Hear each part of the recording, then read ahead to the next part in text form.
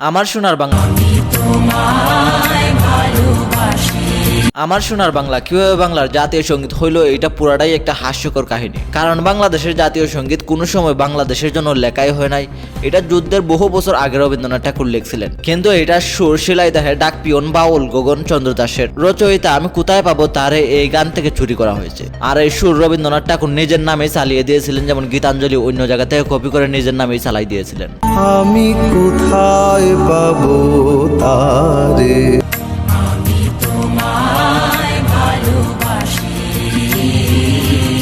মনের মানুষ যে রে,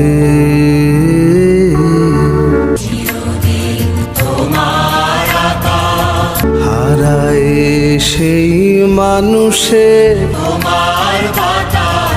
তার উদ্দেশ্যে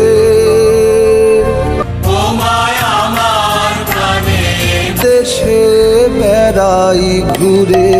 আপনি যদি আমাদের বাংলাদেশের লাল সবুজের পতাকা দেখেন, এখানে আমাদের যুদ্ধের চেতনা সর্বস্তরে ফুটে উঠেছে। কিন্তু আমাদের জাতীয় সঙ্গীতে না তো আমাদের ভাষার চেতনা, না তো আমাদের যুদ্ধের চেতনা, এমনকি কোনো জায়গায় বাংলাদেশের নামও উল্লেখ করা নাই। কিন্তু এইটাই আজকে আমাদের জাতীয় সঙ্গীত। কিন্তু সবচাইতে বড় কথা হলো, রবীন্দ্রনাথ ঠাকুর ওই ব্যক্তি ছিলেন যে ব্যক্তি বাংলাদেশকে মেধাশূন্য রাখতে ভূমিকা পালন করছিলেন। বাংলাদেশের মধ্যে যাতে কোনো সময় ভার্সিটি চালু না হয়, এটার জন্য তিনি আপ্রাণ চেষ্টা করছিলেন। কিন্তু এইটাও এখন মূল বিষয় না। জাতীয় সঙ্গীত পরিবর্তন করা হামরি কোনো কিছু না, এটা বিশ্বের বিভিন্ন দেশে পরিবর্তন করা হয়েছে সময়ের সাথে সাথে। কিন্তু এটাও আমাদের দেখা দরকার যে এই জাতীয় সঙ্গীত বাংলাদেশকে রিপ্রেজেন্ট করে না, বাংলাদেশের যুদ্ধের চেতনাকে রিপ্রেজেন্ট করে না, বাংলাদেশের ভাষা আন্দোলনকে রিপ্রেজেন্ট করে না।